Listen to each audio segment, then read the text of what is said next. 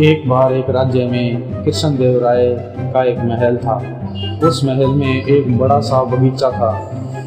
वहाँ पर भिन्न भिन्न प्रकार के सुंदर सुंदर फूल लगे हुए थे। उसी बगीचे में एक विदेश से लाया हुआ गुलाब का पौधा था और उसमें बहुत ही बड़े बड़े फूल लगते थे। बगीचे के सभी पौधों में राजा को वह पौधा बड़ा ही प्यारा था और उसकी वो ज़्यादा देखभाल किया करता था। एक दिन राजा ने देखा कि पौधे के फूलों की संख्या कम हो रही है। उन्हें लगा कि हो ना हो अवश्य ही कोई गुलाब की चोरी कर रहा है।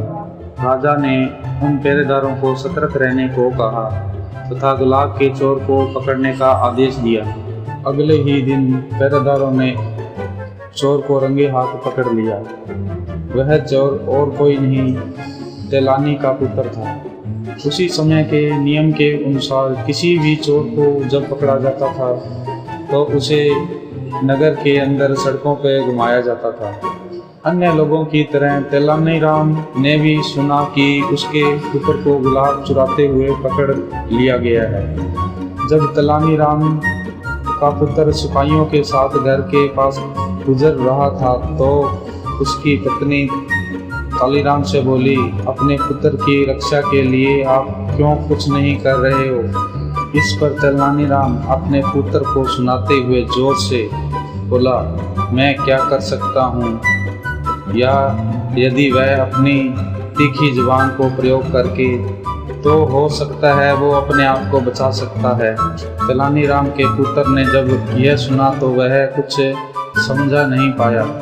वह सोचने लगा कि पिताजी की इस बात का आखिर क्या अर्थ है। पिताजी ने जरूर उसे कुछ सुनाने के लिए यह बात इतनी जोर से बोला है, मगर तीखी जुबान के प्रयोग करने का क्या मतलब हो सकता है? यदि वह इसका अर्थ समझ जाए तो वह बच सकता है। कुछ ही समय के बाद उसे समझ में आ गया कि पिताजी ने कहने का अर्थ क्या था। अपनी तीखी जुबान को प्रयोग करने का अर्थ क्या था कि वह मीठे गुलाबों को किसी को देखने से पहले ही खा ले।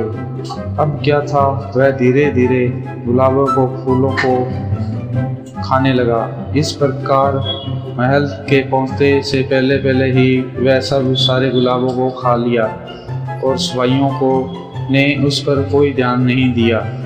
दरबार में पहुंचने से सिपाहियों ने तेलानीराम के पुत्र को राजा के सामने पेश किया और कहा, महाराज, इस लड़के को हमने गुलाब चुराते हुए रंगे हाथ पकड़ा है। महाराज ने कहा, अरे इतना छोटा सा बालक और चोरी? राजा ने अचंभा किया। इस पर तेलानीराम का पुत्र बोला, महाराज, मैं तो केवल बगीचे से गुजर रहा था, परंतु आपके सैनिकों ने मुझे पकड़ लिया। महाराज, मुझे लगता है कि ये स्वयं ही गुलाब चुराते होंगे। मैंने कोई गुलाब नहीं चुराया है। क्या आपको मेरे पास कोई गुलाब दिखाई दे रहा है? यदि मैं रंगे हाथ पकड़ा गया हूँ तो मेरे हाथों में गुलाब होना चाहिए था। गुलाबों को उसके हाथों में न पाकर पहरेदार अचंभित हो गए। उधर राजा उन पर क्रोधित होकर बोले, तुम एक सीधे साधे बालक को चोर कैसे कह सकते हो? इसे चोर सिद्ध करने के लिए तुम्हारे पास कोई सबूत नहीं है।